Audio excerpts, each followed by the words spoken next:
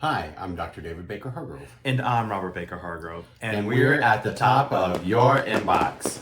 This is the place where we come together to bring to you all of our years of lessons learned from owning and operating businesses both independently and together.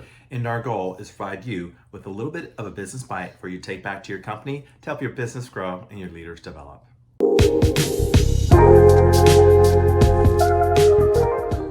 So, Dr. Dave, what's at the top of your inbox today?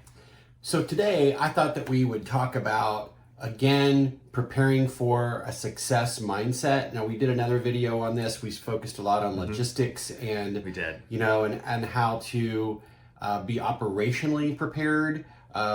We talked a little bit about mental preparedness, but I wanted to spend more time talking about that today. Do you have your mind set for success? And for me, when I think about having my mindset for success, it really, like David was saying, there's a lot of logistics and things, but when you're talking about your mind, it's how are you ready to handle that? Because success brings on a lot of opportunities, but it also can bring on a lot of challenges, things that you may not have thought of or things that you may not see coming. So the thing that you want to make sure that you're in the mindset to do is handle those challenges, handle those opportunities as they come, and look at them as something that, you know what, that's just something that comes from success, because that means that you're growing, you're changing, and more opportunities, provide more challenges. So think about that. Right, and you really have to start with the question, what does success mean to me? And what does being mentally prepared for success mean to me? Because, here's the thing that we often don't think about when we are starting up a business. We have a passion or a mission and or product or a service or something that we really want to do. We want to create it. We want it to have it be our own. We want to be our own boss. So let's say that, I want to make t-shirts with funny sayings on them. That's great, and I can be really clever about funny sayings on t-shirts. But Right. You know what? There's quickly going to come a time when I'm going to have to focus less on making t-shirts with funny sayings and really more on the business to support the movement and selling of those t-shirts. Yes. That's a big difference. It is. And going back to something you said right before you started your story is, how do you define success? So is it financial success? Is it that you've actually gotten what you want out into the community, and how, or have you reached a certain number of products sold or a certain number of customers that you have or clients that you're maintaining? How do you define that success?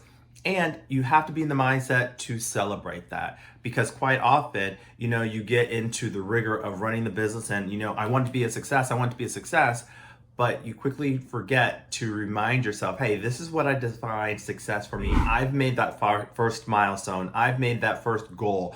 Let me take a moment to celebrate that. And then as I move forward, set the next one so that way you can have your next level of success and be able to help define that and celebrate that as well. And another thing that's really important to consider, every endeavor is going to have its level of frustrations. Yes. Like Robert was saying earlier, there are joys, but there are also frustrations.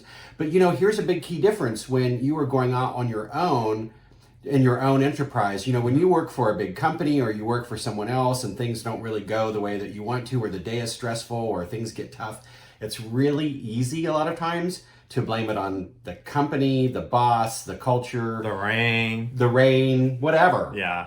Not you. But when you are in it to win it for yourself, one of the mindsets that you have to have for success, you have to take 100% accountability for everything that goes well and everything that goes wrong. And even if it's out of your control, because sometimes there will be things that are out of your control, that's not you sit back and grumble and complain That's about right. it. You think about, well, what can I do as a workaround? What can I do instead? How do I endeavor to take every single failure and turn it into an opportunity? And we were just having a conversation earlier today about how you cannot have the yin without the yang. There's always a constant balance. And so the success, you have some opportunities and some challenges and maybe even some failures that come along with that, because that's how you begin to recognize that success. That's how you begin to recognize that you've achieved goals. So really thinking about, don't let it get you down, but look at it as, how can I do this a little differently? Maybe think about something in a different way, a different perspective on being able to accomplish that goal or that challenge that you are overcoming, that challenge that you've been wanting to do.